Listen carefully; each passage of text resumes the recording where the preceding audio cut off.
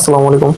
আমরা পরশু দিন যে বিরল পোকাগুলো নিয়ে এসেছিলাম এগুলো তো এদেরকে খাবার দিয়ে রাখছি। তো আমরা কালকে অথবা পরশু দিন আমরা এই বিরল পোকাগুলো আরো মাদার করার জন্য প্রসেসিং এ দেবো। তো আজকে আপনাদেরকে একটু আপডেট দেখাবো যে এদের কি অবস্থা। তো দেখতে পাচ্ছেন এখানে এরা এই যে একটু লাইট দিলাম। এই যে বড় পোকাগুলো না, এইগুলো আমরা আসলে মাদার করার জন্য একদম উপযোগী পোকা। তো এইগুলোকে আমরা একটু খাবার দিয়ে রাখছিলাম, কারণ এরা অনেক দূর থেকে জার্নি করে এসেছে, যার কারণে এরা কিছু কিছু এখান থেকে মারা যাবে। যেমন দেখেন, এইটা যেমন মারা গেছে, শুকাই গেছে। এর মধ্যে এরকম যেগুলো একটু হেলথ থাকবে বেশি, এইগুলো দিয়ে আমরা মাদার বানাবো। দেখতে পাচ্ছেন এই যে এই পোকাটা, এই যে এটা সাইজ দেখেন কত বড়, মাশাল্লাহ। এই সাইজের পোকাগুলো দিয়ে আমরা মাদার বানানোর জন্য দিব। তো আমরা এই ভিডিও আপনাদেরকে দেবো।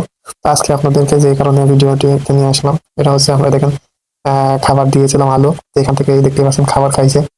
তো এখানে যে পোকাগুলো আছে, এই পোকাগুলো মূলত মাদার করার জন্য উপযুক্ত।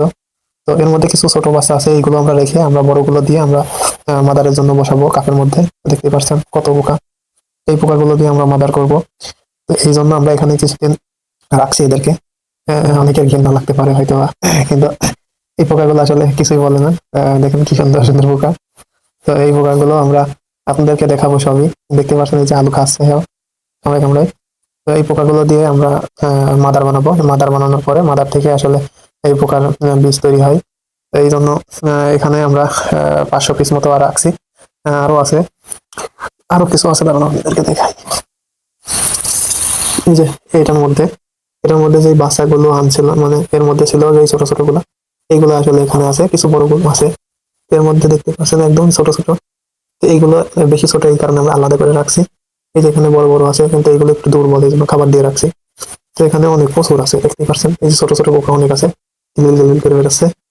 তো এদেরকে আমরা একটু বড় হইলে এদেরকে এখানে সার্ভে হবে ছেড়ে দেবো। এই যে এইটা বড় আছে, এইটা ছোট, এই যে এইটা বড় আছে, এই যে এটা এটা এখানে আমরা দিয়ে দিলাম। তো এখানে এরা খাবার খাবে। খাবার খাওয়ার পরে একটু বড় হইলে তারপরে আমরা এগুলো যে মাদার করার জন্য নিয়ে যাবো পরবর্তী প্রসেসিং এ। তো এই জন্য আমরা এখানে সুন্দর করে রেখে দিয়েছি। আর এই যে গমের ভুসি, এগুলো আসলে ওরা খায়, এইগুলোর মধ্যে রেখে দিয়েছি। তো আমরা কালকে অথবা পরশুদিন এইগুলোকে মাদার করার জন্য আমরা কাপে বসাবো।